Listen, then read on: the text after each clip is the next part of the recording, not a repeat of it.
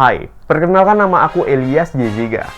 Aku berasal dari SMA Katolik Trisakti Medan. Apa itu kemerdekaan? Menurut Kamus Besar Bahasa Indonesia, kemerdekaan dapat diartikan sebagai kebebasan. Perkenalkan, namanya Pak Irwan Maranatha Siregar. Halo, saya Irwan. Beliau merupakan seorang penulis, pemimpin, dan pengajar. Saya guru sejarah. Wow, berbicara mengenai kebebasan, Indonesia butuh ratusan tahun untuk memperolehnya. Pengorbanan dan tumpah darah jelas ada. Yang kalau kita tarik jauh ke belakang itu mulai dari masa prasejarahnya sampai masa sejarahnya sampai kepada datangnya bangsa barat. Bangsa barat mana yang pernah datang ke Indonesia seperti Portugis, Spanyol, Inggris, Belanda, Jepang. Dan semua negara-negara itu sebenarnya karena melihat potensi besar di negara ini. Apakah pandemi selama 1 tahun lebih ini dapat dikatakan sebagai penjajah? Kenalin, namanya Desmond Hasrat. Halo, nama saya Desmond Hasrat. Nama panggilan saya Desmond. Beliau merupakan satu dari sekian ratus orang yang terdampak pandemi. Sebelum COVID ini saya kerja di suatu mall itu ya.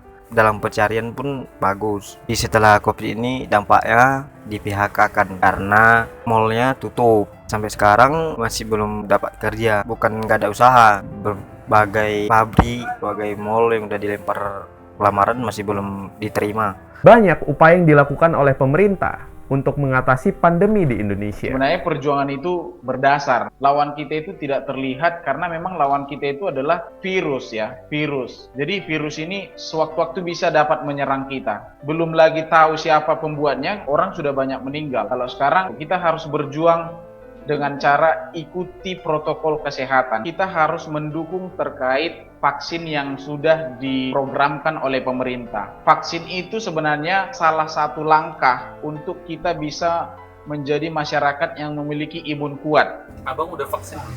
Karena vaksin pertama udah, cuman untuk vaksin kedua di situ juga udah habis obat yang nggak ada jatah. Jadi untuk vaksin kedua masih belum divaksin lah. Namun, masih banyak orang di luar sana yang malah nggak percaya dengan program vaksin ini. Abang udah vaksin belum? Belum. Udah vaksin belum? Belum. Kenapa belum vaksin, Bang? Karena saya nggak takut. Agak takut vaksin? Saya takut sama Tuhan. Walaupun kita vaksin, tetap nanti diberikan Tuhan yang Maha Kuasa kena corona ya. Jadi abang lebih percaya Sama Tuhan yang Maha Kuasa. Betul. Tapi nanti kalau abang udah kena corona, Ya berdoalah sama Tuhan. Memang terjadi perdebatan di masyarakat, di kalangan kita juga terjadi perdebatan terkait vaksin ini apakah valid, memiliki standar halal kan gitu. Tapi kita tidak mau menjadi negara yang tidak pro terhadap hasil daripada riset. Karena bagaimanapun vaksin itu sudah diriset berdasarkan pendekatan ilmiah. Untuk menang melawan COVID ini memang harus dengan cara vaksin. Jadi kalaupun ada masyarakat yang mungkin masih bertanya-tanya ataupun mungkin masyarakat itu paranoid dengan keadaan vaksin, karena memang ada beberapa kasus ketika divaksin mengalami penyakit jenis baru. Tetapi saya kira itu hanya sebagian kecil gitu loh. Itu hanya sebagian kecil. Untuk masyarakat Indonesia, mari kita vaksin. Vaksin ini sebenarnya kita butuh ke depannya. Dalam mengurus apapun, kita harus butuh vaksin. Namun nyatanya, di masa pandemi seperti sekarang ini, di mana masyarakat banyak yang susah, ada beberapa oknum pemerintah yang malah menjadikan ini sebagai ajang untuk mengisi dompet pribadi mereka. Memang itu adalah salah satu kejahatan kemanusiaan yang sangat keji ya. Di tengah banyak orang bergelimpangan karena sakit, karena kekurangan makan, karena tidak bisa beraktivitas, karena memang harus prokes. Ada segelintir orang yang memanfaatkan situasi itu untuk mengambil anggaran itu, sedikit anggaran itu untuk kepentingan pribadi dan juga kelompoknya. Saya kira itu adalah kejahatan kemanusiaan yang sangat luar biasa di tengah situasi yang belum stabil ini. Mari kita membuka mata lebar-lebar. Kehidupan sebelum pandemi dan sesudahnya itu sangat jauh berbeda. Dulu kita bisa beraktivitas di luar secara bebas. Bagaimana dengan sekarang? Yang pertama, kita harus sadar ini situasi krisis. Kita juga harus bisa berpikir secara luas bahwa di saat situasi krisis ini tolong jangan mengambil kesempatan untuk panggung sendiri. Marilah kita sadari ini adalah masalah kebangsaan, masalah kemanusiaan. Kita harus berjuang. Di mana posisi kita harus berjuang?